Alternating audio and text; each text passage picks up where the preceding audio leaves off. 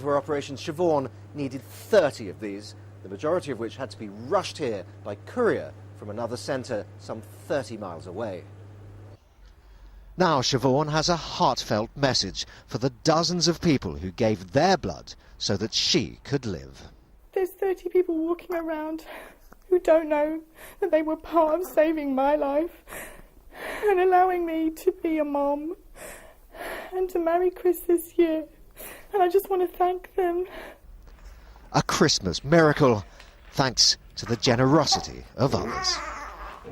John Gilbert, Anglia News, Southend. Lovely sight. Now, 3 hospitals in our region have closed wards because of an outbreak of the norovirus. Broomfield Hospital in Chelmsford has had to close 3 wards to new admissions, and Southend University Hospital has had to close 5 wards, with another 3 shut at Bedford. Staff are urging people to stay away if they're showing any symptoms of the bug at the moment. Now, many of us will have hit the sales this week, but if you've been looking at buying a new telly, you've probably been reminded about the digital switchover. You'll need to use a Freeview box, satellite or cable to watch TV from 2011, which is when East Anglia will change from analogue to digital. Our region has 3 transmitter groups, so the switchover will happen in 3 separate stages. Electrical retailers say most people seem to be aware of exactly what's happening. I think people in East Anglia are certainly aware that in 2011, obviously, we switch over. However, I do believe at the moment that people aren't actually going out to purchase a set in readiness for that. I believe they're obviously replacing sets as they go wrong and are upgrading their sets. Now, she may be serving out in Afghanistan, but that hasn't stopped one soldier mum from Northamptonshire reading bedtime stories to her 3 children. Using the Storybook Soldiers service, they can now listen to her voice on DVD at home in Brayfield-on-the-Green, as Kate Prout now reports. 5-year-old Jessie Dory wouldn't be the first child to load up the DVD player this Christmas. But what she and her 2 siblings are about to listen to will beat any festive film. Hi, I thought I'd just read you a story before bedtime, as long as everybody else is asleep. Their very own bedtime story, read by their mother, all the way from Afghanistan.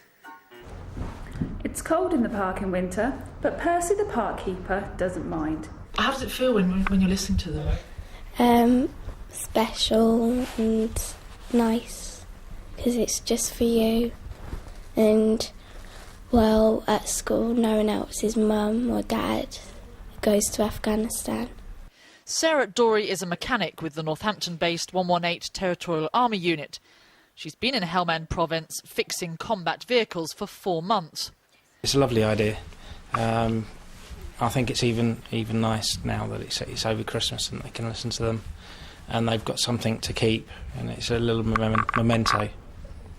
The Storybook Soldiers were set up nearly 3 years ago by 2 women who worked for the MOD. And what happens is soldiers like Sarah will lay their voice down, send it back to the UK. Volunteers will add the music and the sound effects, and then it gets sent out to the families free of charge. It's brilliant.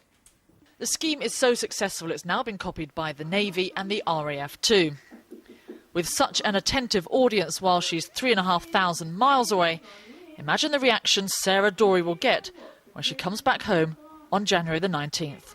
Kate Prout, Anglia News, Brayfield-on-the-Green near Northampton. It's going to be great. Well, that was stories from the front line. Now to pictures. And a soldier from Suffolk always carries a sketchbook in his kit bag so he can record the places and people he comes across on chores of duty. Back home he then transfers them onto canvas, and now Sergeant Major Douglas Farthing is making quite a name for himself as a war artist. Natalie Gray has been to see his first exhibition. He's had no formal training, but boy does this artist know his subject. His paintings draw on more than 2 decades of life on the front line. Sergeant Major Douglas Farthing has served in Northern Ireland, the Balkans, Iraq and Afghanistan, and everywhere his sketchbook goes with him. Everyone and every scene you see in all of my paintings has been painted from my perspective, from my eye and my viewpoint. Your paintings are wonderfully atmospheric, but why not just take a photo? To me as an artist, I don't think I could convey my energy and my thoughts from a camera. I know there's some very good photographers out there, however I prefer to paint. Douglas Farthing is from Corton near Lowestoft. He joined the parachute regiment when he was 17. Now, aged 42, he's a reservist with 3rd Battalion, the Royal Anglian Regiment. Well, this is a street in Kabul, painted in 2002. The way I paint landscapes, I split the ground down as a soldier would. A soldier splits it near, centre, far, left, centre, right. And then I basically either try and do sketches there and then, or memorise the things I've seen through observation, because soldiers are trained to use observation. And then I try and portray that in the painting. You can see his paintings at the National Army Museum in London and the Royal Anglian's Regimental Museum at Duxford. But for the next few months you can see about a dozen examples of his work at Mandel's Gallery in Elm Hill in Norwich. These days his paintings fetch hundreds of pounds, but he says that isn't the incentive. Well, I'm hoping people will come and see the work. I'm not fussed if it sells or not. I'm paid by the army at the moment. I just want them to see what a soldier sees on his daily life when he's on operations. I just feel everybody needs to know a little bit more apart from the being blown up and the shooting stuff they see on the TV. I think art can convey this as poetry does. And if you ask him what he'd rather be, a soldier or an artist, he'll answer, a soldier, every time. Natalie Gray, Anglia News, Norwich. Well, I'm afraid Amanda's picture of the weather is a far from pretty sight. Let's take a look at the weather report. Here it is.